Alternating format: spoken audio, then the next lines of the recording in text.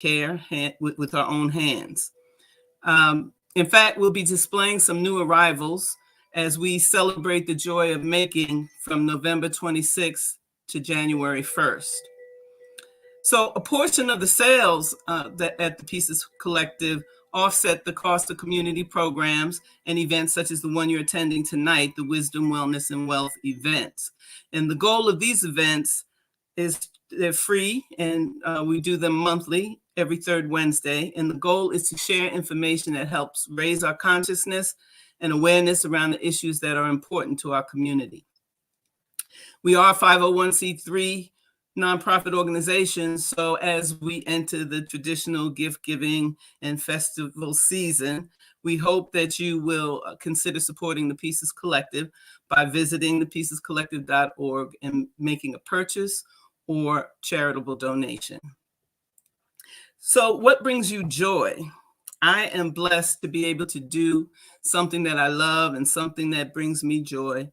But sometimes you have those days where, you feel a little tentative or maybe not sure, a little uncertain.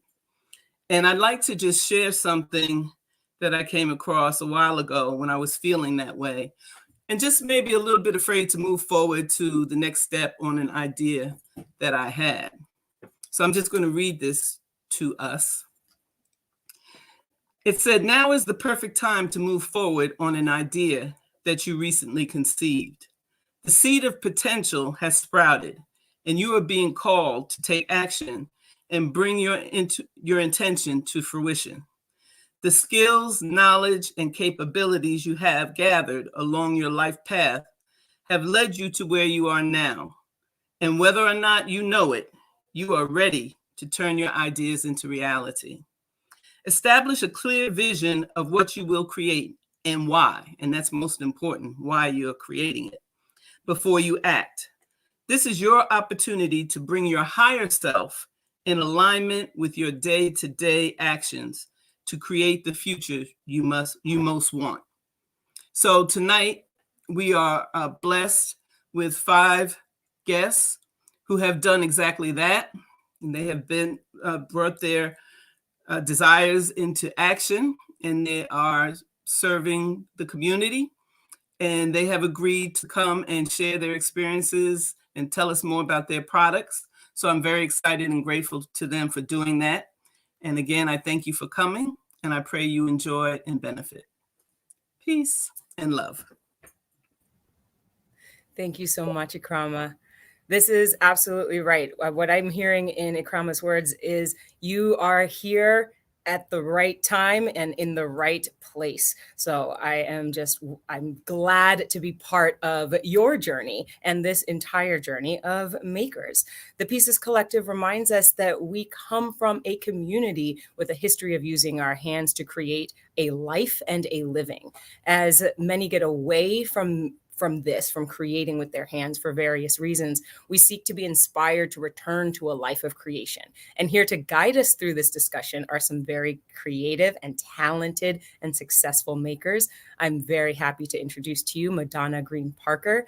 Madonna Green Parker has embraced artistic expression all of her life. In 2004, she opened Marvelous Creations by Madonna, specializing in eclectic and fashionable, custom, one-of-a-kind, wearable art and artisan jewelry. She's been a featured artist at art shows, serves as a traveling teacher, teaching wire and bead design, as well as collaborating with and selling to stores and museums, including the Smithsonian in 2020. Thank you, Madonna, for being here. Thank you for having me. It's a pleasure. Of course. I'm very excited to hear all that you have to share with us. We also have Waib Shepsumat and of Bami Products, a family-run business that started in Waib's kitchen as a result of personal skin challenges.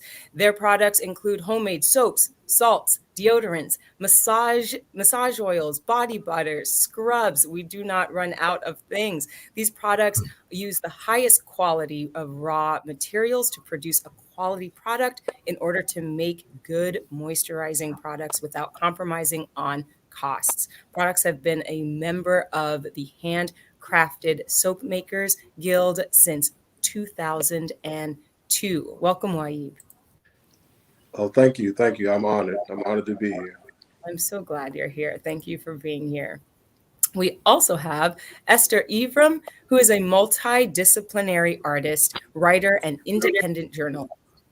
Her diverse body of work, which includes a show on Pacifica Radio, four books, is about social justice and human existence, its history, current state, and possible futures. Esther is the creator, producer, and host of On the Ground Voices of Resistance from the Nation's Capital on Pacifica Radio, and founder of the pioneering Black website, seeingblack.com. Thank you, Esther, for being here. Thank you for having me. Very happy to be here. Excellent. It's good to have you.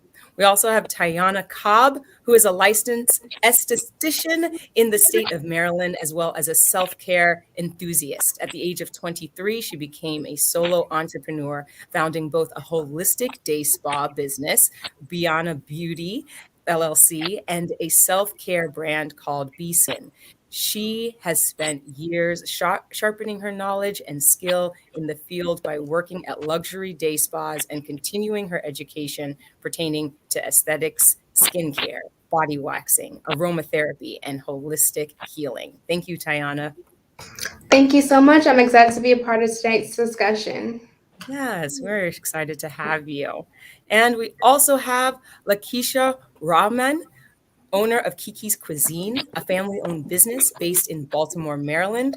Lakeisha started baking homemade navy bean pies in the kitchen of her basement apartment as an alternative healthy snack for her family. They enjoyed it so much that once she started to share with close friends and family, she received more and more orders until she outgrew her kitchen in 2019, and Kikis Cuisine was born. Kikis Cuisine specializes in all things navy bean. Every dessert that they create uses the navy bean as one of its star ingredients and sells their desserts at local events and pop-up shops throughout the year. Thank you, Lakeisha, for being here. Thanks for having me. It's an honor. Lakeisha, we're hoping that somehow, some way, you're going to take these pies and just push them through so we can snack on them, but we'll just imagine that I'll just tease you a little bit, just with a little. I wish it was computer smell able, but just imagine it's delicious. I promise you. I'm imagining it. I'm imagining it. So before we get right into just talking about everything that all of you do, what I want you, if you're watching this and you're right there by your computer on Facebook or on YouTube, I want you to think, especially if you're a maker or even if you're not a maker, I want you to think about something that you've created that failed. We're going to start right at the bottom. So something that you created that failed. And while you're typing that into the chat, I'm going to ask all the makers here, what is it? What was the first thing that you made that failed? And how did you overcome just continuing to move through? Because that'll break you sometimes. Madonna, I already feel like you have it in your mind. You know exactly what it is. So tell us a little bit about what did you make? What was the first thing my. you made? Well, I'm a wire artist, and the first thing that I made that failed ended up in the end turning out to be a great thing. And I was trying to work with the aluminum wire, and I bent it, and I thought I had ruined it, but I didn't throw it away. And it's so funny because what we see as failure, other people may see as accomplishment. And someone saw it. I was trying to make a ring and I thought it looked terrible. And a person asked me if they could have it. And it ended up being a signature design. Now I've been making this ring style for years, but who would have thought? I wanted to throw it away. I thought it was terrible. That's amazing. So there's a simple deep design, lesson. but I laughed because the question actually caught me off guard. That's why I laughed. I'm like, oh my, I hadn't thought of that. So. No, there's a lesson in that. You said something really great, which is people we can think of our failures as failures while other people see them as accomplishments. So we'll talk about that some more. Who else? Tayana, did you have something that failed? Yes, I can remember a time because when branding my business, I do a lot of my own photography and videos. So I spent all day recording content, and to me, it seemed as if it was just a big flop. The lighting wasn't right. It was just not a good look. But when I started to ask, family members, how did the end project come out? They said that it was a lot better than what I particularly thought it was. So again, like following what Madonna was saying, a lot of the things that we may think are not the greatest may be a gem piece to the next person. Mm-hmm. We're on a theme here. Esther, what do you think? Well, it kind of reminds me, what you asked kind of reminds me of the few notes I made, and I'll probably save most of that for later. But I wanted to kind of challenge us to not think of kind of like failure as a measurement, or or even finances as a measurement, because when you do what you love, just that process of doing is part of the accomplishment, and you learn something in that whole process. So I want to think about all the things I've done that haven't like made money, but they were important because they had a societal importance to me, or they had a community importance. They were important in terms of how they impacted people's lives. So I kind of want to think about, like, turn that around and not think about failure in the ways that society wants to put on us. So that's my 2 cents. I love that. And we'll come back around and start talking more about that. What about you, Aib? Well, I can't think of the first thing, but one thing that sticks out in my mind is that we would make a soap that just wouldn't form right, or just might be the ugliest thing, And so if a person, say like an Eastern market, would come by the stand quite often, they might notice every now and then we have an oop soap, So we might put that oop soap. It's not going to be wrapped or anything, and we're going to put a basket of oop soap and we're going to discount it. It might be the ugliest soap ever, but people like it. Something that they can add on right on to whatever their original purchase is, and give them a chance to try another, something different. So, Excellent. And Lakeisha? Well, as a baker, we have a lot of oops because if you don't let that cake cool, then that's an oops coming out of the pan. So there are a lot of oops that we, like Esther said, you can turn those around so that they don't seem like you failed. You just repurpose them. But one thing that I'm working on now is my own crust. And it has been a repeated fail, I guess you could say. But in that, I'm learning different processes and just the persevering. So it's really not a fail because I'm not giving up. So I know that, you fail forward or you fall forward. So just continuing the process until we master it. So it's a lesson in the fail, so to speak. Excellent. Yeah, let's talk about this. Before we jump in, I see people in the chat are doing all sorts of things. They really want to hear what you all have to say. Some of them are moving from YouTube to Facebook, and they're doing all of it. So just in case that if you are watching and you're in the chat, one, use the chat to talk to the panelists because they want to answer your questions. And two, what we're talking about is rebranding this word failure, this idea of, especially as a maker, this idea that what we have made is a failure, and how can we take that and turn it on its head? So I'd love just to start this conversation off with that, and we can talk. You can start us off, Esther, a little bit about how we can look at the things that we are making and how we think about them.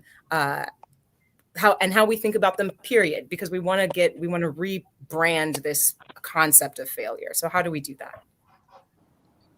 Well, I think we can do it in a number of ways. I think that the way I think a bit about it, first of all, is the fact that as you mentioned, I think in your intro, it's almost unusual for people to make things now.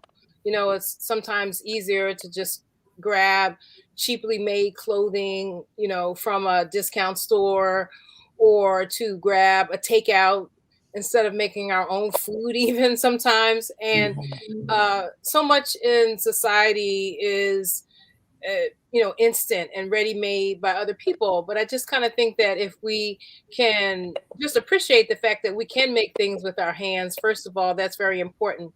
The other thing is the fact that when I look at it in terms of the capitalist society that we live in, and more so this neoliberal model that wants to put a value on everything, a value even on like interpersonal relationships, and a value. And we came here as a people with a value put on us as our bodies, right?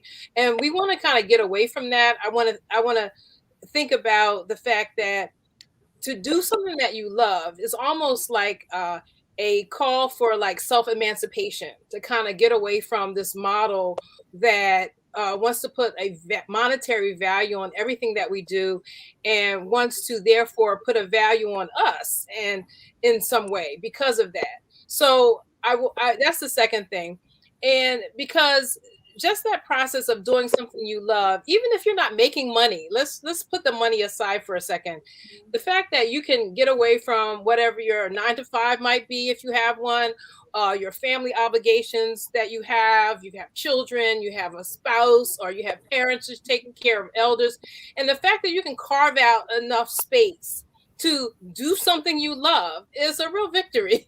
All right. So that's the second thing. And then the third thing is that you learn so much in that process. I work with mainly textile arts. I started making things out of textiles and denim and reclaimed denim when I made a memory quilt for my son.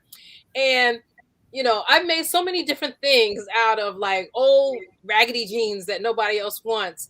And one of the latest things that I made was a piece with all belt loops, right?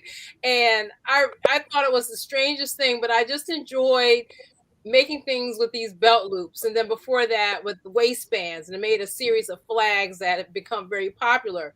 So I just want to maybe start off the conversation with that idea that to have us think differently about our making process and how we value it. This is good. This is good. Love I see it. a lot of nodding. I see a lot of nodding from Madonna. Yes. Yes. I'm wondering, please. I love what you shared, Esther. I think you made so many phenomenal points, and just the shift of how we perceive failure. What I've kind of taken that out of my vocabulary.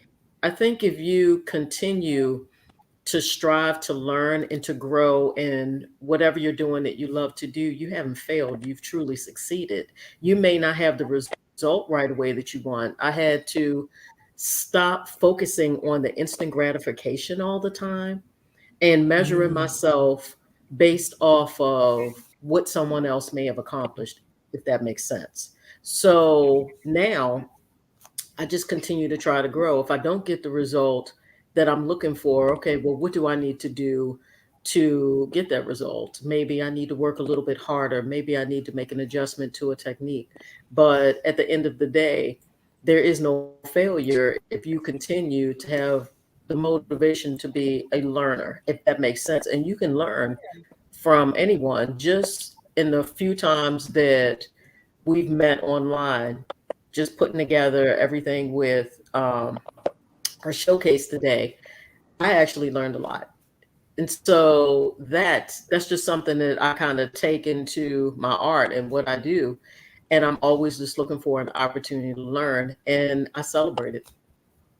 So in everything that people would call a failure per se, to me, I try to turn it around now and turn it into a success. So that's just what we do. Yeah. I see you also nodding, Tayana. I feel like it's registering somewhere with you. Yes, It's kind of funny because I actually just made like a post on my Instagram, kind of similar to the discussion we're having right now, about my business. And I was basically saying how this is something that I have the luxury of doing. So, and a lot of people don't have that luxury to do anything. If it's something that you love to do. So just recognizing that as a luxury and treating it as such, it's just I should, to me, I just don't have that word failure because I'm literally doing what I love. You know what I mean? It's just not something. The word failure has such a negative perception.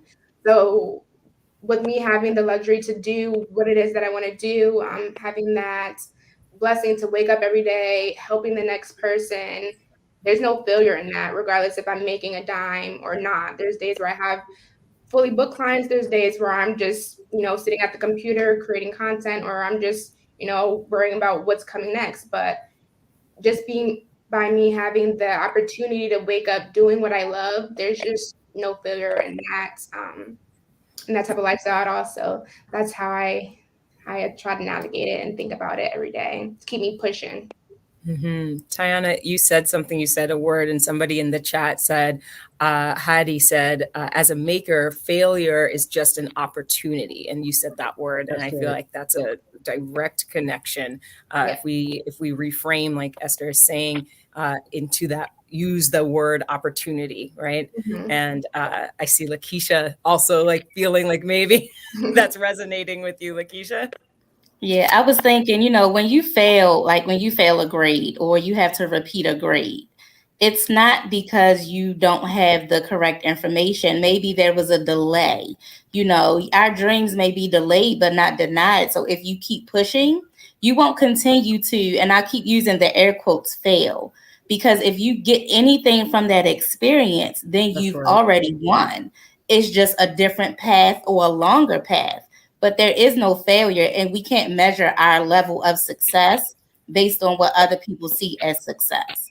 So one person's idea of failure is somebody else's level of success. It's relative to the individual. Yeah. And I want to know, Waib, you were talking about taking this. It was such a nice concrete example. You said you called them oops soaps. Yes. Right?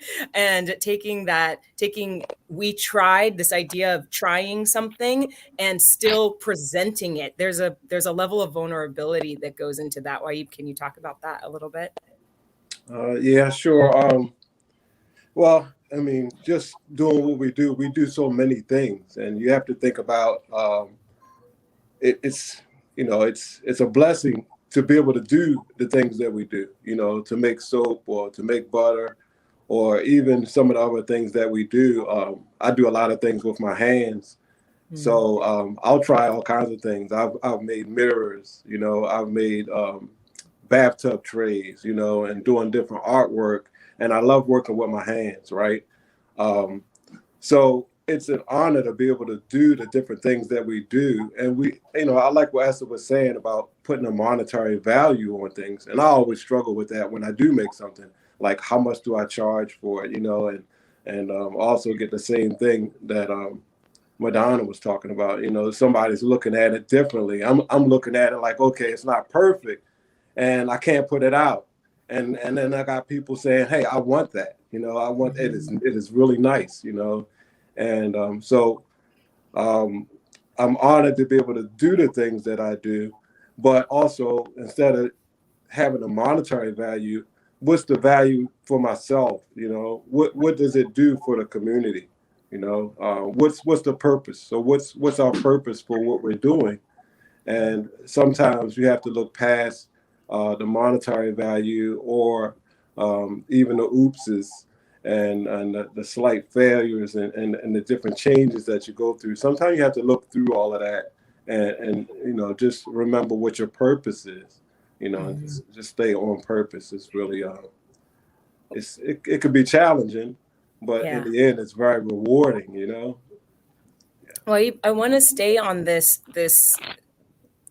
conversation that you've brought up. Can we all talk a little bit about the value, what you're putting into the product, right? That value of what is it worth to the world, what you're putting into the product, and how that meets the value, the monetary value of the price tag that you put on it. Can you all talk about how you actually, for the makers that are out there wondering, how do you go about putting that price tag on whatever it is? Where does that price tag come from? I guess I'll start because this past weekend, actually, I had my first pop-up shop. As mentioned in my introduction, I am a spa owner, but I also just recently embarked on a new business as well, which is a self-care brand. And we had our first pop-up this past weekend, which went amazing. But I actually had an individual come up to me and mention that they wouldn't pay for my product because of the size. And in my head, I just kind of thought a little bit of like disappointment and discouragement. But people don't really know what goes on like behind the scenes. So with me and that brand, how I price my things is based on the cost of the cosmetic chemist. Cosmetic chemist is a huge investment if you want to have your products in good shelf life standing and all that type of stuff. I also base it on the price of the packaging itself, the labels, the shipping, and all the little ingredients that go in behind the scenes. So all of that for me and my business, that is accounted for. The hours that are put, the long hours that are put in when I have to sit here and package everything, fill the orders myself. The time that it takes for me to travel to have to go to shipping, and all of those things are accounted for with my brand and the self-care and body care brands.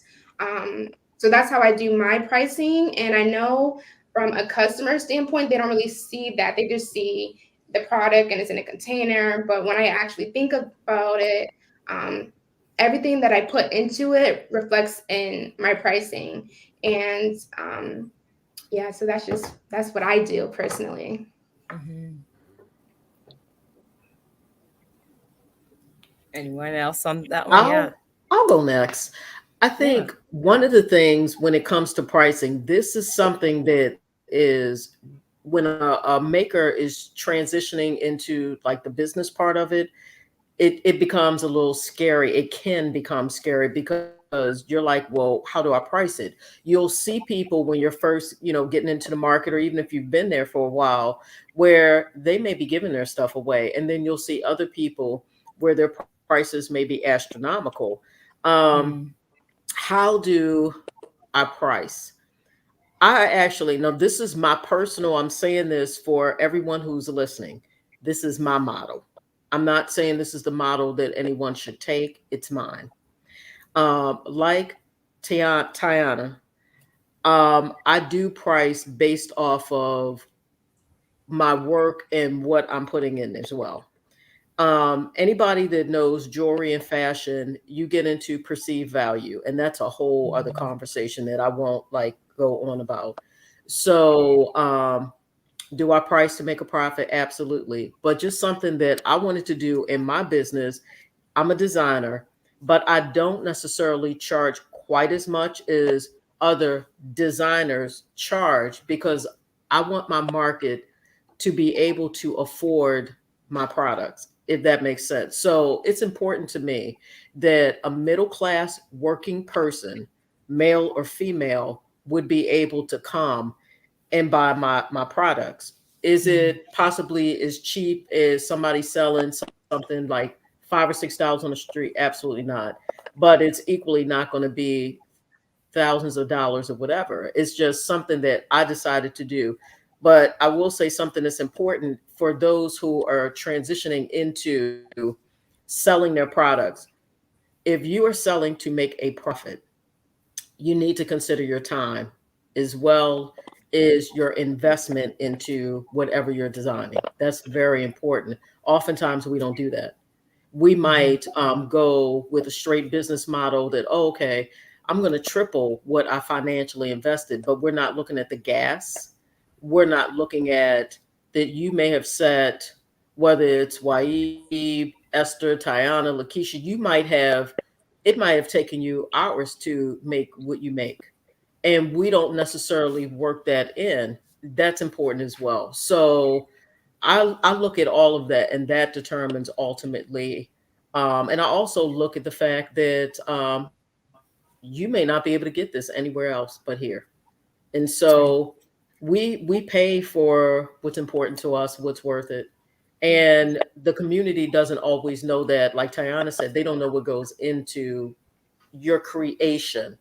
So because of that, they may not necessarily value. So it's kind of up to us to encourage and educate people sometimes on the process. And you know what? Periodically, it will shift the view.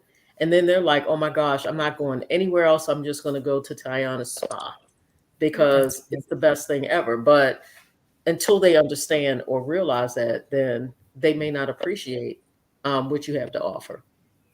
Madonna, one of the things you talked about, just you mentioned it, this perceived value, but you're also talking about promoting the work, right? And I would love to get into talking about promoting the work right after we look at what you actually do. So we have a little video here, just promoting your work, and then we'll talk about what that looks like.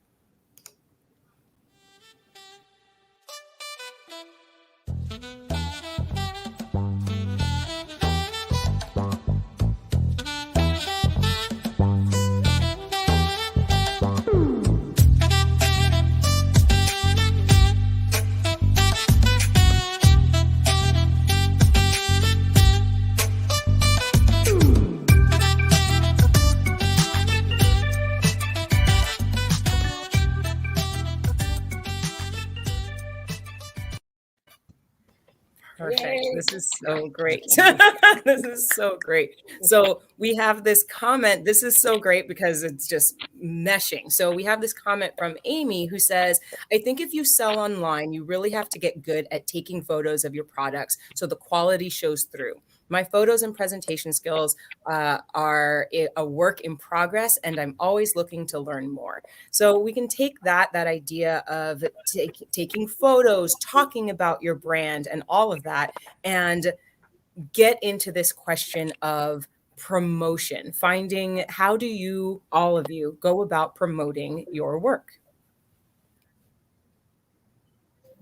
I'll go. Oh, you can go. Yes, ma'am. Well, like in my intro, I do a lot of pop-ups, and pre-COVID, we did a lot of samples because when you are offering people beans, they are not the most excited. So there has to be a way to give people, like, encourage people to just try it. Once they try, and I do a really good job at pop-ups with presentation, so that it looks very inviting and people want to come over and at least see what we have to offer. Once I get them over there and I let them like smell what's on the table, then it's a wrap. Once somebody tastes it, I know they're going to enjoy it. But just getting them to try something that has beans in it that's supposed to be a dessert is very trying. So as we moved into COVID, we started to do more pop-ups this summer with the farmers markets. And what I decided to do was give a little sample in a cup of different things. So most people know the pie, but they aren't so enthused with buying cake that has beans in it. So I would offer them a sample just so they can take home. And I sold so many cake jars every other week because I've given them those samples that they didn't necessarily have to try on the spot, but they came back looking for those. So it's just, I mean, with food, it's really like you have to give something, somebody something tangible so that they can try right there on the spot in order to win them over. Yeah, that's so good. Mm-hmm. So Esther, okay, or Madonna, please. To piggyback on what Lakeisha said, one of the things that I started doing early on is I give jewelry away at times. That's just me. It makes people feel good. One of the biggest and most important things in my business is I want people to leave feeling different than the way they came.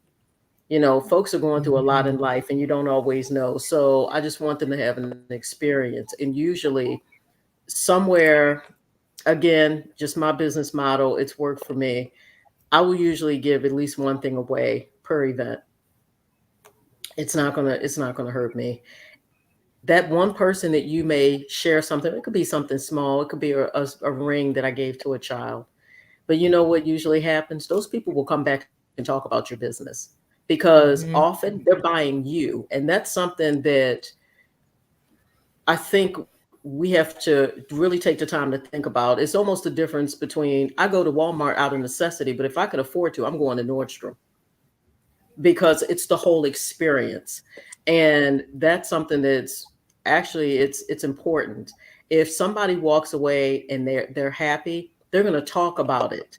They're going to talk about the way you made them feel. They're going to talk about your shop. The presentation is really important. Also, they're going to share. That is one of the biggest ways where I've promoted my business. It's been through other people. And then the other thing is if you're in fashion, and I am talking to folks out there, or you're in the arts, please wear your stuff, because a lot of times us designers, you design, you're a maker, you tell people what you do. The first thing they say is, "Oh, but you don't have anything on."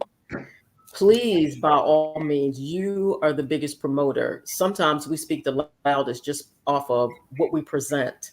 So if you're wearing your jewelry or your clothing or whatever it is, you know what? People will appreciate it. And many times they'll buy it off of you, or sometimes I'll donate it. And again, people will promote. So I tend to be somewhat relational.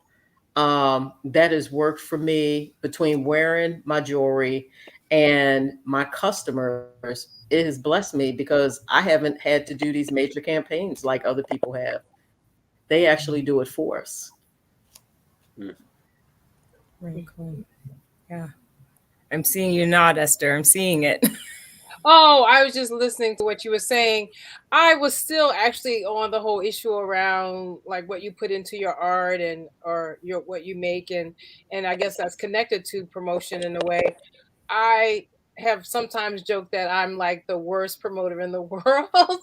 um and that's because let me put it this way. So I do three things. Okay, so I do this radio show podcast. I am a writer, and I've you know published about 4 books, and then I do visual arts, like I talked about with the textiles, right?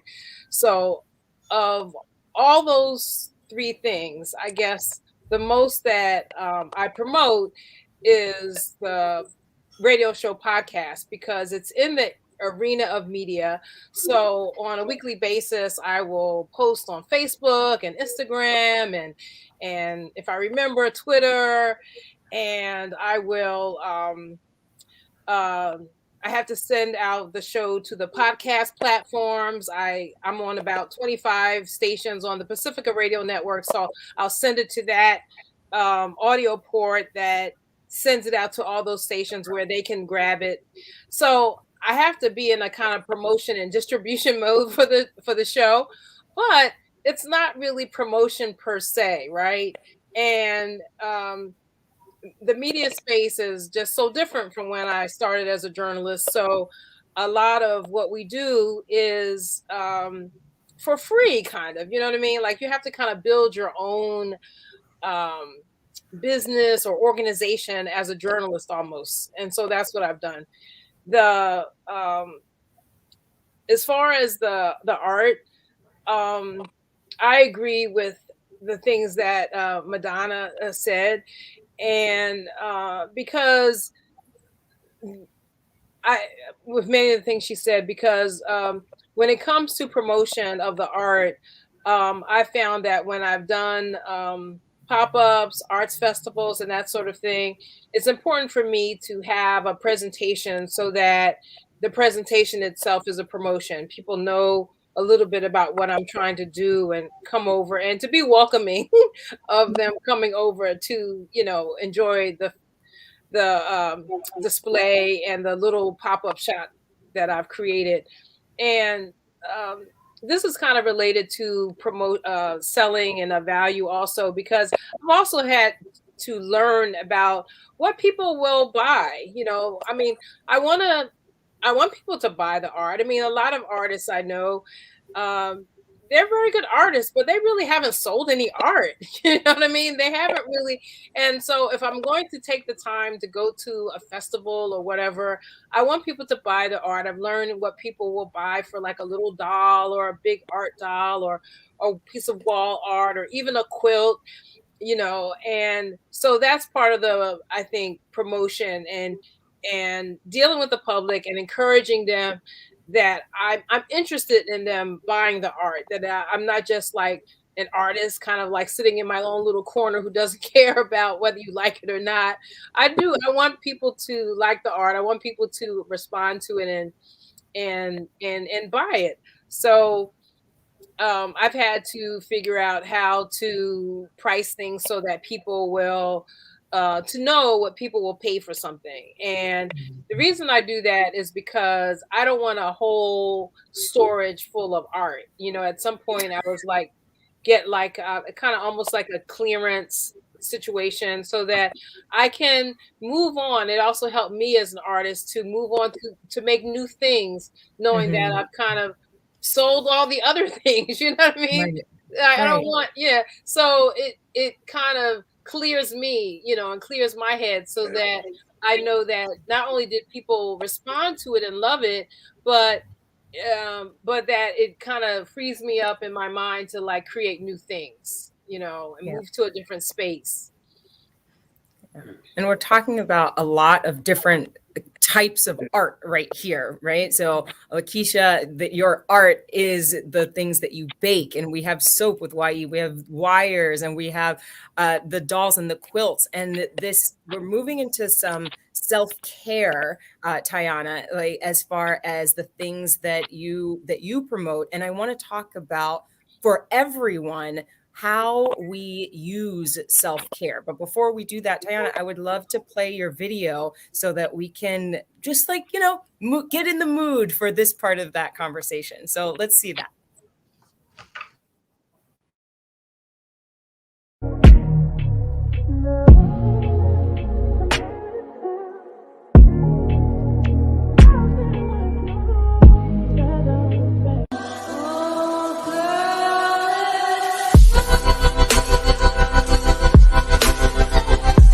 People think I'm obsessed with this, but I'm okay with it. I am obsessed with it. And I think this is an obsession that doesn't hurt anyone.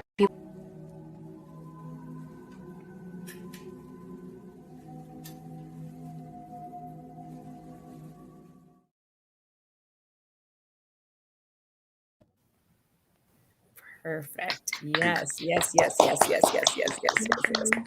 So as we are talking about self-care, the reason I want to talk about it is all of you are makers, all of you are running your own business. And how is it that you take care of yourself in doing it? Because from whatever in the morning to whenever in the nighttime, you're working for yourself. You are the product. So Tayana, just talk to us about what you do and how you take care of yourself as well. Okay. So ways that I incorporate self-care with my busy 24/7 schedule is I love showers. I like my bath times. I like my shower times. If I can get it in after a late night at 2:00 in the morning, 3:00 in the morning, that's just my time. I need everybody to leave me alone. Let me just get my shower. And that's just something, I don't know if it's like the water. The water is something that is like very healing to me. So whenever I can get a chance to get like in the shower, go to the beach, anything like that has to do with water or sunlight, take a walk, be in nature. The weather has been really nice this fall. If I can just take a walk around the neighborhood for maybe just an hour, that's one of my self-cares. It may not be like a luxury, spa day, but it's what I'm able to do in my short amount of time that I have to cater to myself. So I do try to prioritize that because sometimes if I just indulge into my business for too long, I just lose sight of, why I'm doing this, like why I have a self-care brand in the first place is for people to prioritize and just make time for themselves, because that's important too. Like making sure that your household is together is important, but also the household can't stay, together if you're not there together all the way mentally as well. So I'm very, very huge on making sure you are one in your peace, and your mental state, just everything just comes all together full circle. So you can just be that breath of fresh air to help the next person and heal the next person, or just be an inspiration to the next person as well. Absolutely. We talk a lot about self-care as women, right? But I'm wondering, Waib, what do you do to take care of yourself? Encourage the men that are watching to do the same. And what do you do? Yeah, well, I do the same thing. I work 28 hours a day. Is it 28 hours in a day? I'm not sure. But, but no, a lot of times I just like to really just, take in nature. If I could get out, that walk thing is resonating with me. If I could just pull away and just, just relax in nature, maybe do some meditation and stuff like that. That is really my getaway. But more so than that, I try to control my environment as far as my work goes. We hit on a lot of different things. We talked about the value. We talked about one thing that was resonating with me is like on the spiritual level, it's we talk about things happen on the spiritual level before they happen in the physical. So then people never really know what goes into what you do. So that point resonated with me very well. So with that, I try to control my space, So if there's challenges with people not appreciating something, I try to make sure that I keep that to a minimum, And so whatever challenges that I can't accomplish in an amount of time, I try not to stress myself. I try to control things and do what I can do, and then just be patient with myself, and that allows me to utilize my time when I do get away. That allows me to utilize that time a lot more. What's the word?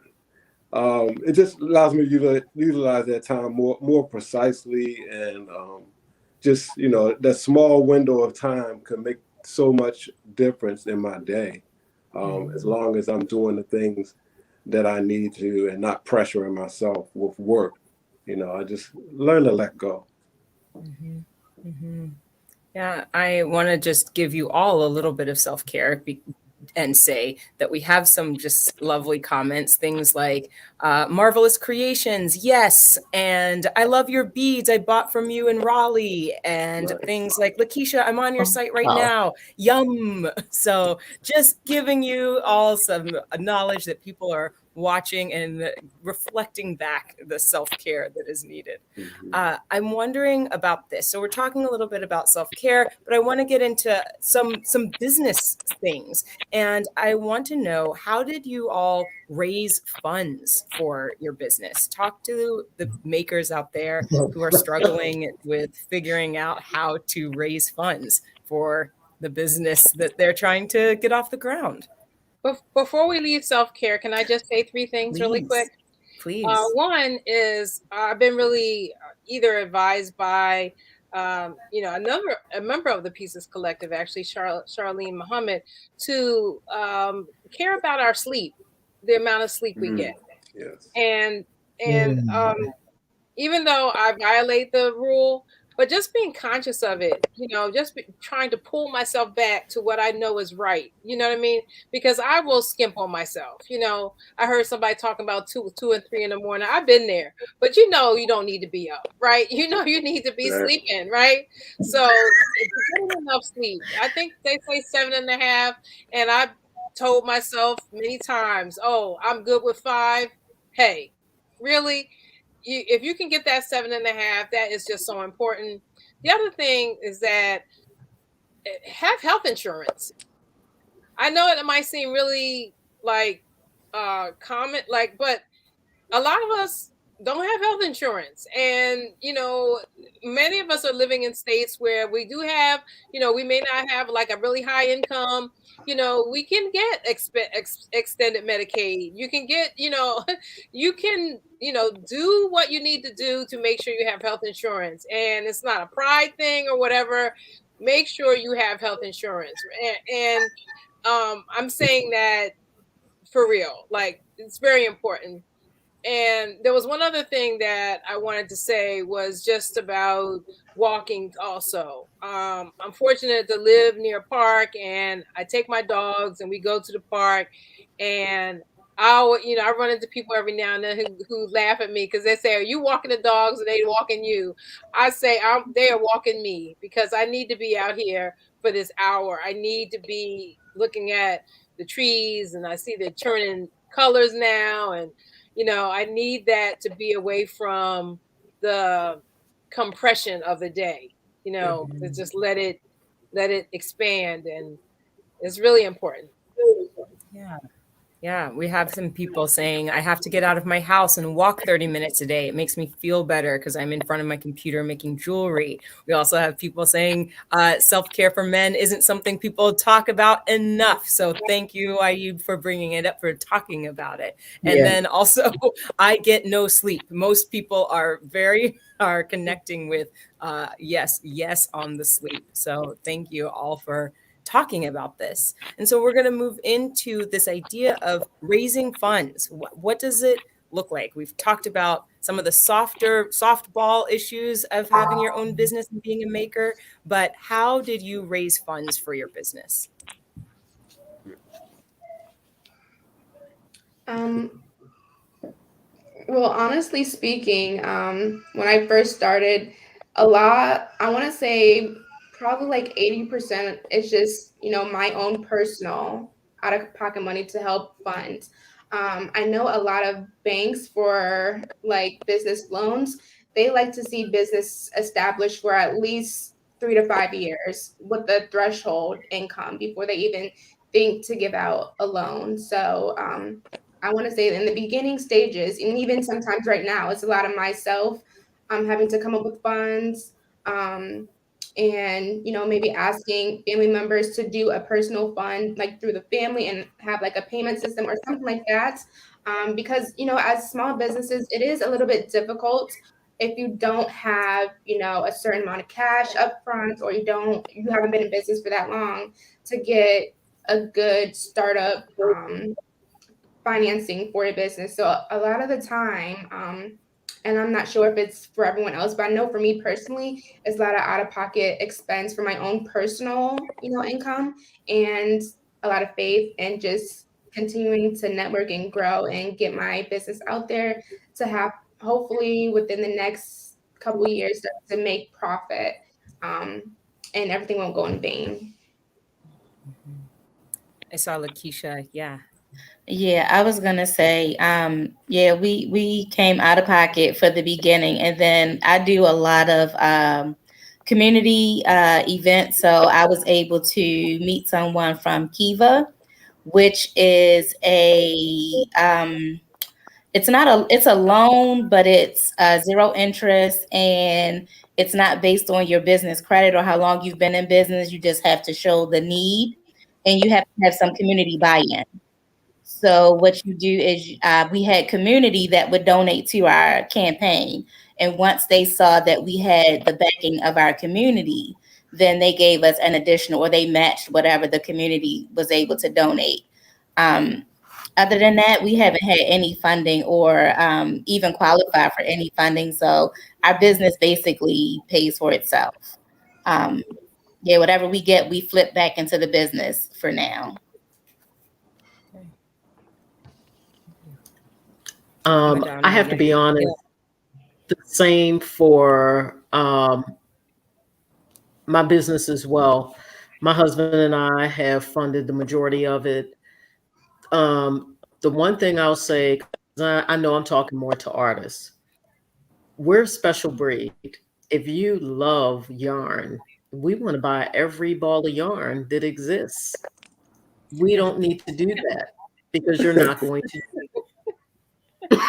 So that's something I'm talking from personal experience, that I had to learn to be wise because I invested so much, like out of my paycheck. Thank the Lord for my mom, my husband. They've invested heavily.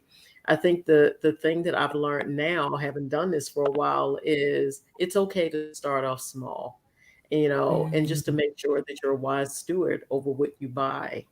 Because you can easily look back and you'll have literally a warehouse full of items, steadily buying more. You can't wait to go to the beach show because I need the latest, greatest. When in reality, I'm not utilizing or maximizing what I've already invested in. Every dime is an investment. And so I would say, you don't have to necessarily start off huge, start off small. And in no time, you'll see, if you're trying to sell, you're going to have a fair amount of inventory that can really fit your budget until that time comes. And now, just what Lakeisha said, what Tayana said, we pretty much flip it back in. And it's a blessing that we're getting the sales and we're able to do that. Um, for myself as well, I really had to humble out in the last month or so because after a while you used to hustling, you're doing it on your own, and so you're coming up with your money some kind of way. I was challenged to go to I have a team that works for us now, and I was challenged to basically just ask them if we could have larger terms, because they're making thousands of dollars worth of stuff for us now. I don't have always thousands of dollars worth of money to invest. I don't. I'm a small business. And what we did was we put our makers on a payroll, and that guaranteed them consistent payment that they don't normally have. And what they did was they made our merchandise up front and sent it. So that was a blessing because we didn't have to come out of pocket for the amount of inventory that we needed. They were willing to send the inventory if we were willing to. It's like an exchange, it's a relationship, to keep them on a consistent payroll. And so that was something that we were blessed to be able to do. Yeah, there's a lot of people here. I see Amy is saying, Madonna is speaking directly to me and my bead obsession. So, very good, very good. One of the things that I'm getting from you, Madonna, and everyone is you can start small. It's okay to start small, and it doesn't matter what kind of maker you are. Can you talk a little bit about the funds and your business a little bit? Yeah, first I want to thank you, Madonna. That word I was looking for with self-care was efficient. And so yeah, with our business, starting out, we did the same thing basically. We put our personal money in. We ran off credit cards, for so long. I mean, like we would do American Express where you have to pay like every month. I think it was American Express, but we would have to pay that off every month, and things were rolling and things change and you just kind of adapt to what you have to get your product out. But one thing I'll say as far as efficiency is what I was thinking about is like, man, having 20 different kinds of soap, 20 different scents or whatever like that, So it kind of, it's rough because you have to order the particular oils or whatever for each one of those products. Whereas though in hindsight, hey, or even through watching other people who come in maybe a little more wise, they might have 3 cents, and they build off of that. so you learn the lessons, and you figure out what you could. Well, we have to figure out what we can keep and what we have to get rid of. What can we trim? And trying to survive. And then COVID put a whole nother spin on things because we were rolling so much with all the festivals and the events. So I'm blessed to kind of go in another direction with opening up Studio B and bringing in more dynamic and more different products and stuff like that, and giving us a base that people can get our products in the store and not depend on all the festivals that were pretty much eliminated through COVID. And now they're starting to crawl back, but it's still challenging because people they're not out as much anymore. And also the online sales, the people who are buying from us at the markets, started shopping online. And then when we go back out to the market, then their market is not producing as much anymore because those same people are not coming to the market. They're shopping online. So how do you pay to keep somebody at the market? I mean, it's challenges always going to come. That's one thing you got to know, and you just have to adapt as we go. But that goes back to the value that we put in what we're doing. Are we going to be here to service those customers, or we're going to be a fly by night? Right. Waib, you're talking, you hit on it. What we're going to do is we're going to show your video, and then we're going to fly right into what you're already talking about, which is, yes, COVID hit and things changed. And I want to know how each of you stays motivated with or without COVID, right? How do you stay motivated throughout the day to day? So let's show your video and what you do, and we'll get into that.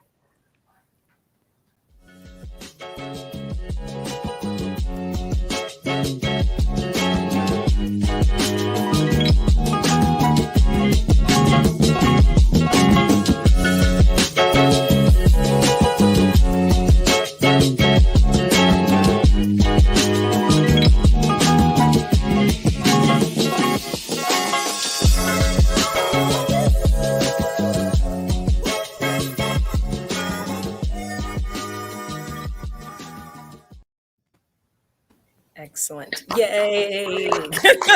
That's great. Esther, I love this trend. I love this clapping trend that you started. It's awesome.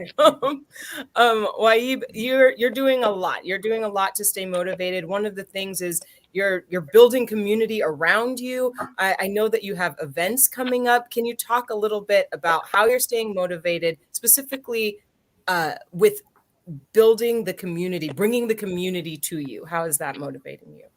Oh, yeah. I mean, to be honest with you, just by traveling and doing the products and going to all the events, that we have something what they call wise, and that's that piece that motivates you, that's inside you, that motivates you to move, right?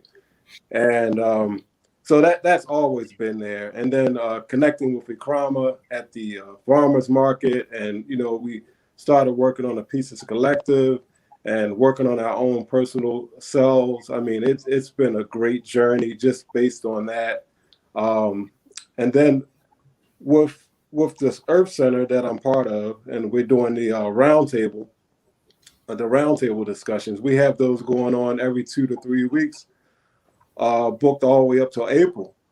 So with that, we're going to be bringing a lot of traditional African information, a lot of information that people aren't used to, but tools they can use, because how this COVID is impacting people, it may not be impacting those indigenous cultures as much, because they don't have the same diets we have or the same behaviors we have. A lot of people go in other cultures and go get fresh food from the market every day instead of refrigerating their food or freezing their food to death, right? So there's so many lessons out there. And, we can, if we let others drive the narrative, we can focus on African-American history and the fight here all day long. but we kind of get to spinning wheels after a while. We have to find what worked for us before this. Our history didn't start with slavery, and it didn't end there. These indigenous cultures around the world, including African cultures, are still doing things they've been doing for thousands of years. So I'm inspired, and I see this as a renaissance. So for me to bring different arts and culture, and I mean, people come together for all different reasons. You talk about self-care. It could be people going to the juice bar, trying to better themselves just by getting particular juice, or any kind of information that they're bringing to themselves to, just to better themselves. And being where we are, it's like an intersection for all different kinds of genres and cultures of self-care, in a sense. So I'm just, I'm honored to be a part of that. So, like I said, this is a renaissance. The information that people have never even heard before. I'm so honored to be a part of that. Yeah. So, yeah. Yeah. We're talking about staying motivated. If you're joining us, if you're just joining us, we're talking about staying motivated as a maker in this time. And Esther, I feel like you have, I feel it in my soul that you have things to add to what Waipahu is talking about. Oh, absolutely. I think that I have to stay motivated as a journalist and a writer in general, because the calling it's really a calling. And it's really to put out information and truth in a time when most corporate media is putting out lies and spin and just garbage. So the motivation is to work with other independent journalists, other information gatherers, to put out the right information really about what's just even happening in the world today, right? So that's part of it, as a journalist, to stay motivated, because I talk about sleep earlier, and the fact is that the night before the show, I get very little sleep. Very often I don't go to sleep because I have to have the show ready at 10 in the morning, and I'm putting it together myself. I don't have a different audio engineer, sound editor. So, but those hours putting it together are very motivating for me, because I get excited, like, wow, no one's heard these voices, for example, from the global South, talking about the environmental exploitation, degradation that people in the global South are experiencing from these multinational corporations. At the COP26 that just finished up in Glasgow, Scotland. So, for example, if I know I'm putting on the air something that people have not heard about, what is the United States doing in Ethiopia right now? Why is the sovereign government of Ethiopia not being respected in terms of, these incursions by the U.S. and these other capitalist countries trying to destroy Ethiopia? So, so when it comes to journalism, when it comes to doing the show, my motivation is really just putting the truth out on a weekly basis and working with other people to get that information out. I guess the same thing for being a writer. Some of the art projects that I've done, the most recent one that I was doing around Olokun of the galaxy, it was really about water is life. It was really about honoring the oceans, the rivers that are being polluted, and kind of talking about this through an African spirit that is governing the deepest part of the ocean, which is the realm where our ancestors, so many of them perished during the transatlantic slave trade. So I am trying, through art, through writing, through audio, podcast, radio, to put information out. And that's a big motivation for me. It's very motivating. At this point in my life, I don't really see the point in kind of, just like that is what I'm trying to do, and that is motivation enough for me. That's good. We are talking a little bit about so we're looking, the motivation is like the now, the present, and the future. And I want to ask all of you, and Lakeisha, if you could take this, like looking back. So we've been sort of here, looking forward, looking back. What is the first thing you think you should have done before launching your business? If you were talking to people who you are talking to people who are watching, and they're wondering, what is the first thing I should do if I'm starting my business? Looking back, what's the first thing you feel like maybe you should have done? I go back and forth with this only because there's a traditional question. I mean, a traditional answer, and then there's the spirit answer. And the traditional answer would be I should have started with a business plan so that we could get like funding when COVID hit and all of that, so that we could qualify to have all of your books in order. But the spiritual answer is to go from your gut, like follow your gut, and not let other people kind of define the path that you should take. I know I took a lot of, I've always been driven to food or drawn to food, but I've always shied away from it. And letting people tell me that I should do this or I should do that, or it should be this and that, and not following my heart and saying, no, this is how I want to present my product. I think it kind of hindered or stunted my growth in the beginning, because I never saw it as a business. I saw it as a way to give my children something healthy, and to transition to business, not being business savvy. I probably depended on the wrong people initially to kind of guide me through. But so I would say the traditional answer is to have your accountant, like your bail, all your bail, your your everybody that you need on your team, and to have a business plan and to have all your ducks in a row when you begin. But the best answer would be to follow your spirit and your intuition and what your soul is telling you to do. This is good. This is good. Madonna, I see you nodding. I love what she shared. I thought that was great. Personally, if I had to go back, the one thing that I needed to do was just kind of think through a little bit more. You know, when I first started, I was moving straight out of artist mode. It was the emotion of it, but I didn't have a plan.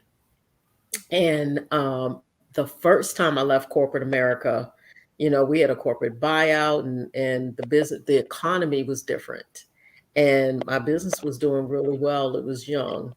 And I thought, I don't need a corporate America. Screw this. I'm out of here. And I left, and literally the economy changed. It was right after 9/11. Well, pre 9/11, the economy was very different. And then life happened.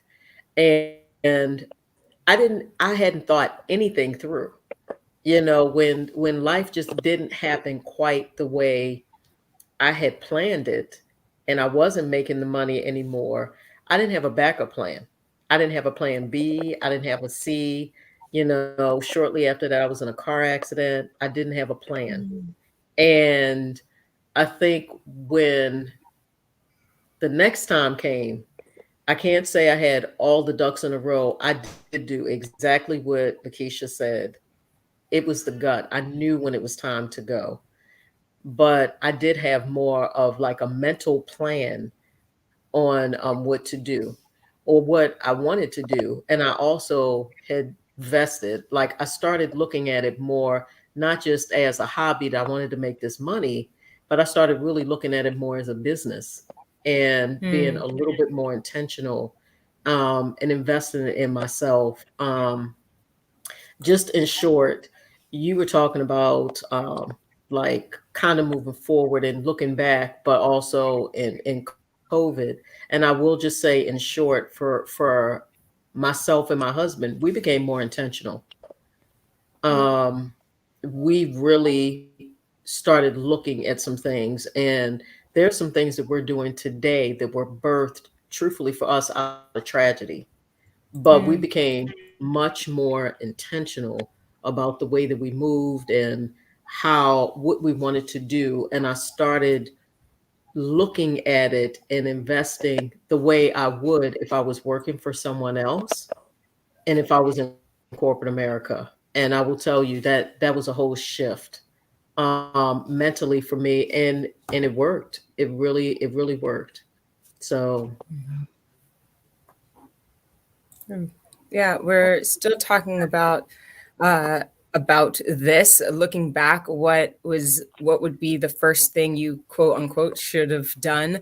I'm wondering, Tayana, do you have? Do you have an idea of what you might have done differently? I think for me, following what Ms. Lakeisha said, that business plan, having that as a thought, it wasn't really until this year that I actually had that thought and executed that. Definitely looking back, if I kind of would have started with that, um, the whole process of starting a business would have been just a little bit more easier and less stressful when it came to the finance part of things. Um, and then as well, just, you know, being okay with the trial and error Yeah. phase of things. I know for myself, I know I'm a very hard critic. I like things how I like things. I like it to be as perfect as possible. And I've only just recently just started to become comfortable with letting things flow how they're going to flow. I can't control everything. I really don't want to control everything. I don't want that stress on me, you know? Just really being okay with letting things flow how they flow and using that to my advantage if something doesn't turn out right. Learning from that, what are some of the things that I can learn and make better for the next time? Using everything as a learning experience instead of thinking it like, as we were talking about earlier when we started, the failure. Just using everything that you go through each phase as a learning experience and not being so hard on myself, because that takes a huge toll. You can't be so hard on yourself when you're making products or doing things for other people. So you don't want them to think that. So try not to think that, for yourself or for myself. So I think those are the two things looking back that I would have changed or would have done differently. Definitely the business plan and just enjoying the process of being, a business owner and not being so critical on myself.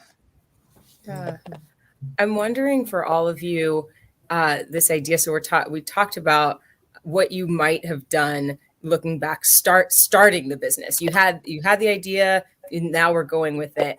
I'm wondering, can you all talk a little bit about how you knew your idea was a good one?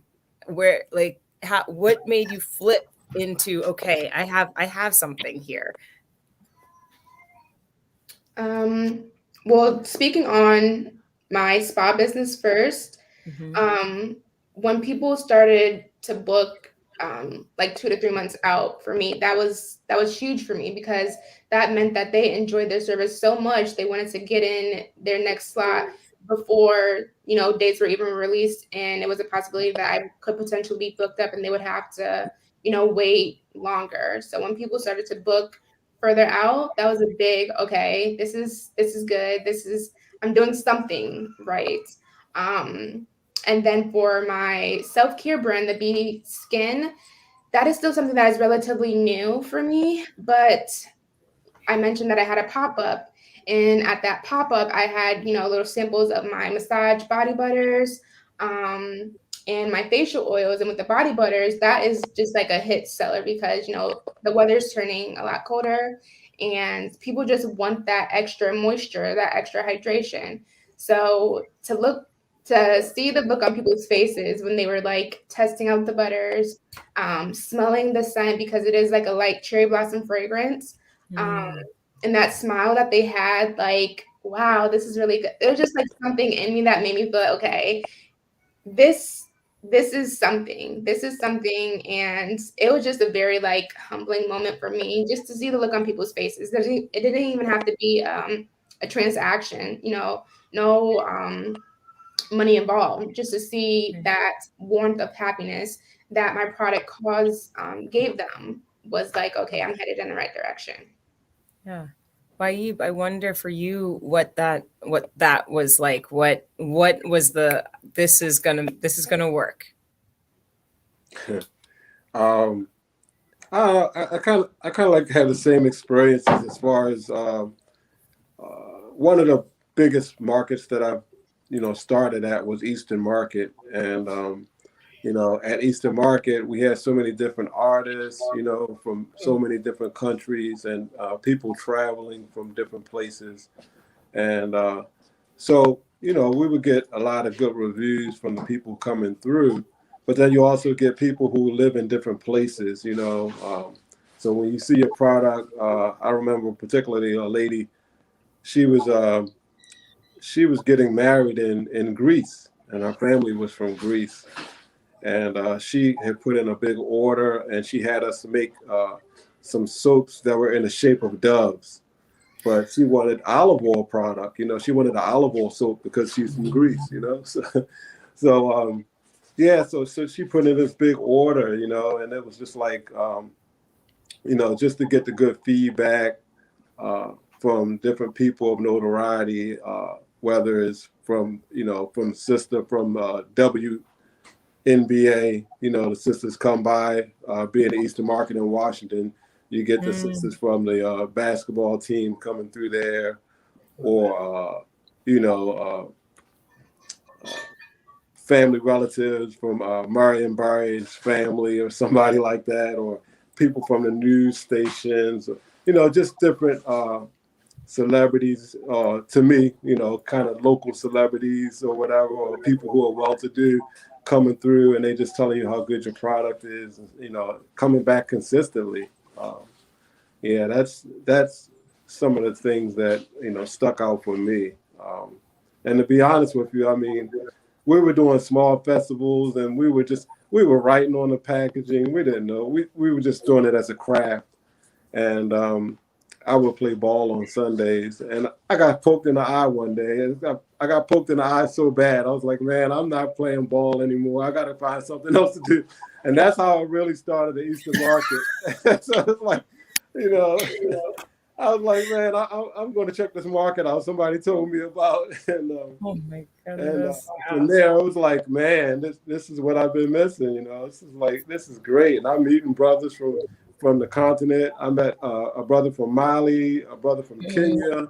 I met all these brothers. The next thing you know, we're doing vending. We're going to different places. We went to Chicago, South Carolina. We go to different places vending. I mean, it's an amazing journey. So, I don't know about the failure part, but whatever we do, like, we have these experiences, you could say the spirit or our ancestors, however you put it, like, you make these connections with these different people. And even if you say, if I were to think looking back, what I would do different, I would make better of those connections that I've made, because I've met so many people, so many great and inspiring people, and it's just, so it's been an amazing journey just based upon that. And so whatever happens next, it doesn't really matter. It's like, okay, I'm full. I'm full. Good. Yeah. Yes, you're full. You're full.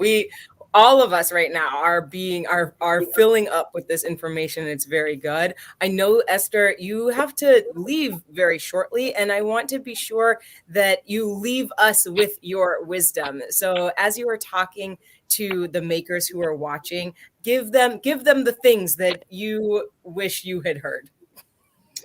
Oh, wow. Well, I wanted to talk about something that that it's really about allowing yourself to continue to evolve and to be open to that. The thing about, I guess, starting my life as an artist, it was really first as a poet, as a journalist, because the visual arts came in the last decade.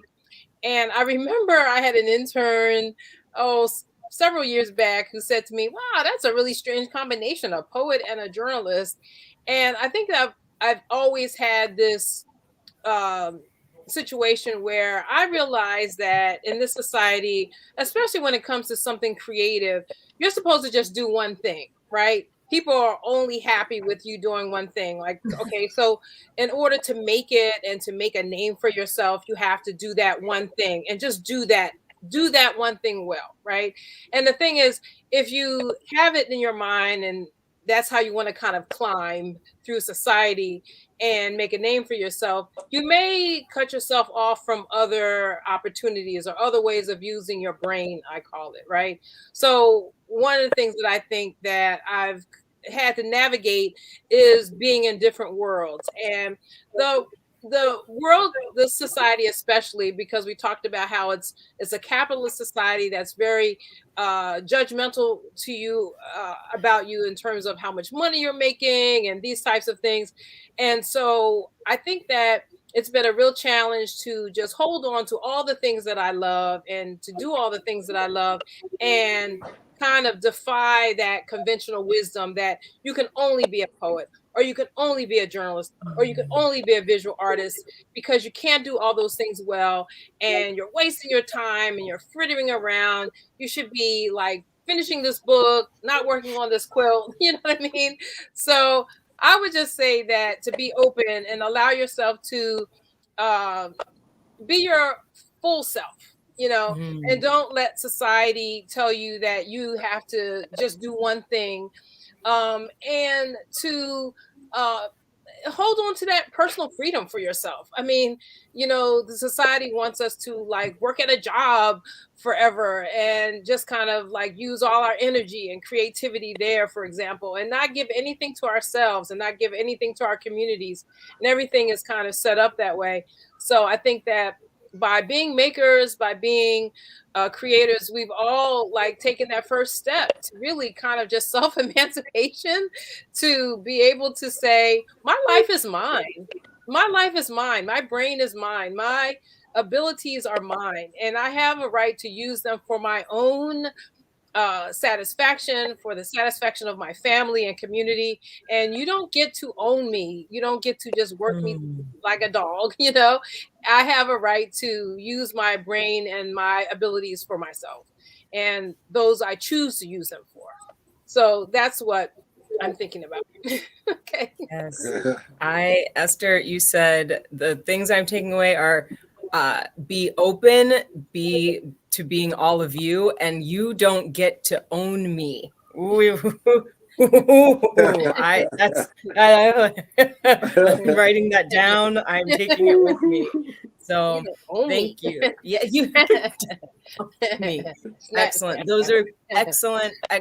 In the chat, I know you have a couple more minutes with us, so please jump in and chime in when you need to. But in the chat, I would love just some hand claps and thank yous for Esther being with us. Thank you for the time that you have given and to thank us you for having me. I enjoyed this so much. I will share the video and let people know about it. So it will live on. It will live on past tonight. Right. Good.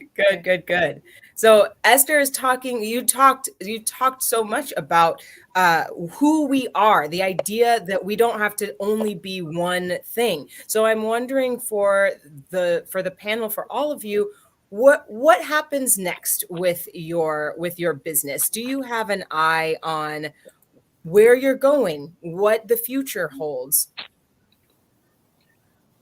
Please share. If you don't mind, I'll share. Yes. I do. What I'm going to say is truthfully prefaced on your question before. Like, what was it when you knew that you had something that you're like, this is it? And for me personally, the no was when I heard what God really was saying to me and I believed it. And when I believed it, it was a shift. When I really united and connected, it was a whole shift, like in the universe. And I started realizing, you know what, you have something to offer. So for us, one of the main things that we do now is we have recycled paper product where we turn paper into cured waterproof beads that are like hard as rocks, and they're lightweight and people can use them in jewelry or whatever. So we market to jewelers. So our ultimate plan is to continue to do that and to grow and expound on that business, and to continue to open up doors, not just for ourselves, but for other folks, to create more work opportunities. We started last year um, where it wasn't just us anymore. We actually are working with a young lady who had a team of 3 other people, and it's been a blessing because it's grown now to 14 people and also 4 people who are in training, and it's going to continue to grow. That's my focus. I want to give back to the community. I want to create um, work opportunities. I want to definitely give back to makers, other makers, so that they can continue to be creative, which opens up doors for them. And in everything that we're doing, I'm just praying that it will continue to forge and build relationships of also healing, because that was the biggest thing for my business is through this business, I think I intentionally started choosing to heal and to open up. And that's something that, if nothing else, even if it's through a smile, a kind word, you know, it's really important to me to give that back to the community. But that's the next thing. Oh, and I also want to farm. That has nothing to do with this business, but through the resources that we're gaining financially, my end goal is I want to farm. Anybody that knows me knows I'm really serious about taking like control over, having dominion over your environment. And I would love to have land and a farm, be able to offer healthy options. And okay, that's down the road, not related to jewelry, you guys, but that is something that is on my to-do and goal list for the future. So I'm so happy that you shared that, just because it directly connects with what we were talking with, what Esther was saying, right? With this idea, people think you can only be one thing, but if you want to farm, we are supporting your farm. Thank you. Beads and farming and jewelry. Yes, it's going to be amazing. That's right. Yes. What else? Where are we going with Tayana? Where are you headed with your business? Well, for me, I believe I truly want to, like Ms. Madonna was saying, her end goal is to just heal people. And so that's one of my biggest things.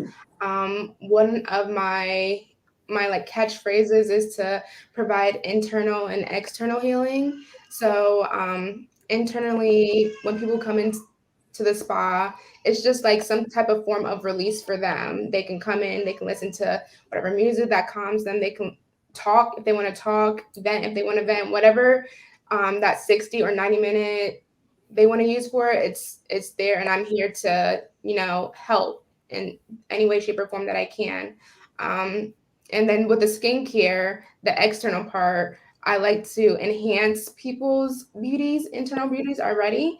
So internal, external healing is, you know, my thing. So I would love to go on like a tour, probably statewide, and then hopefully like outside of the states. But I would love to go on a tour in the different states to do like pop-ups or even something similar to what we're doing right now, just having conversation. There's so much power in just talking to someone. You don't know who you can heal just by having, you know, a conversation with someone.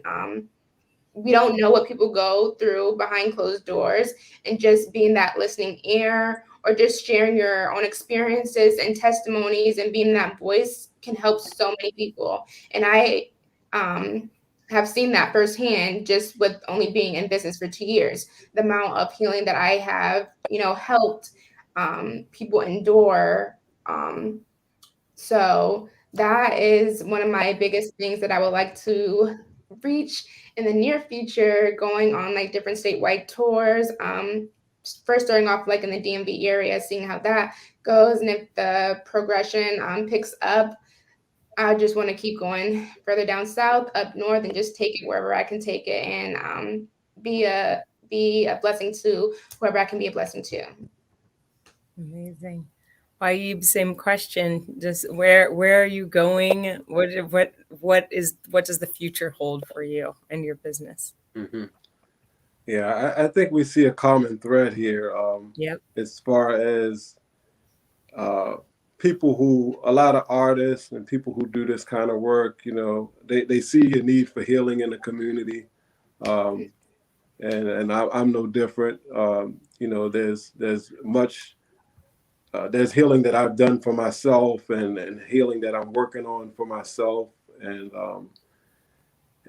so I want to continue to move forward on my own personal journey, continue to heal and continue to grow. But also I want to facilitate healing to the community in different ways. I mean, it happens in so many different ways. And that's why I kind of say, like, we're all connected to this renaissance. I just happen to be in a position to bring some very, very good information, very unusual information through these roundtable discussions. Mm-hmm. But also as an apprentice healer, I want to also continue to build on that journey, though it's a slow process for myself. I've really learned a lot, you know, dealing with physical, spiritual, energetic healing. And, you know, so those are some discussions that we will have, even some of the roundtables that we've had in the past. You know, we've had different ailments. We talked about different ailments and stuff like that. Or we could talk about the different truths. So this weekend, we're going to have in the roundtable, it's going to be called Egypt, Sudan, and the Kemetic Legacy. And I'll just give a little hint that Egypt is not a place, but the colonizer has told us part of the conspiracy is that it is a place, but it really is about the rising spirit. And so that is a big part of the article we're going to be discussing. And that in itself, you know, just to get those truths and to understand how things were set up before we came into this situation that we're in these days, how things were set up, and give us a more refreshing outlook on life, even through COVID. You know, those things. I know a lot of people have suffered loss of loved ones and everything through COVID. But at the same time, there's so many things that we can do for ourselves that could give us, you know, a real refreshing look at life, even through all of these things. You know, so that's the goal for me. Would you mind saying just one more time the title and the date and time of your event? Sure. It's going to be a roundtable discussion. It's called Egypt, Sudan, and the Kemetic Legacy. And it's at 2:00 Saturday, November 20th, this coming Saturday at Studio B, 2429 St. Paul Street. And it's also going to be online, and we'll see if we can get that link up. Excellent. And Lakeisha, will you tell us where you are going? Where are you headed with your wonderful pies and cakes and business and life? Yeah, I guess the theme is healing, because that's what everyone's mentioned, and I'll build on that as well. We want to open a cafe. Our ultimate goal is to open a cafe, but the cafe is going to be in the inner city, in the neighborhoods that have been forgotten about, and we want to hire youth who are struggling to survive or who don't have mentors, who don't see a way out, so that we can show them the art of business.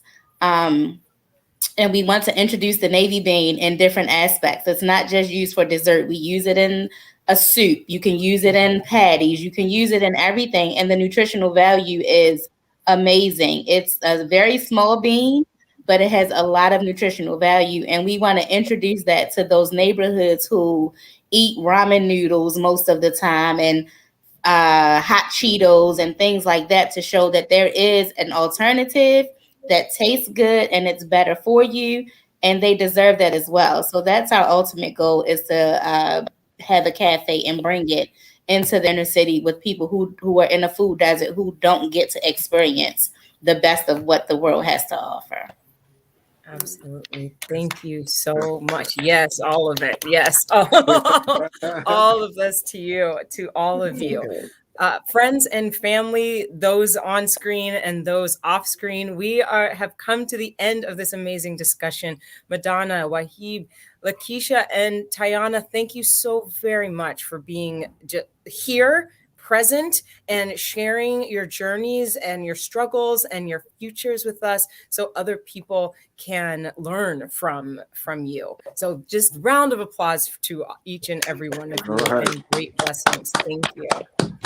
You have heard it. You heard it here first, folks. Everyone, it is for your healing. I hope that you in the chat have been healed by this experience and inspired if you are a maker, and if you're not a maker, to become a maker. If you are a maker, to continue these wisdom, wellness, and wealth events. This is the second to last one. We've got one more coming up. So if you enjoyed this one, please join us for the next one, which is the end of the year celebration, where we are going to be online and embracing the power of community, featuring all of the makers here at the Pieces Collective. It's on Wednesday, December 15th, 2021. I want to thank you again, all of you panelists, for being here. Thank you, Akrama. Thank you, Karen, for bringing all of this together. Yes. And yes. And then obviously, thank you to all of you who have joined us, because these happen because you are here. So we will see you next time, Wednesday, December 15th. Mark your calendars at the Pieces Collective for wisdom, wellness, and wealth. Thank you for joining us this evening. Good night. Good night. Good night.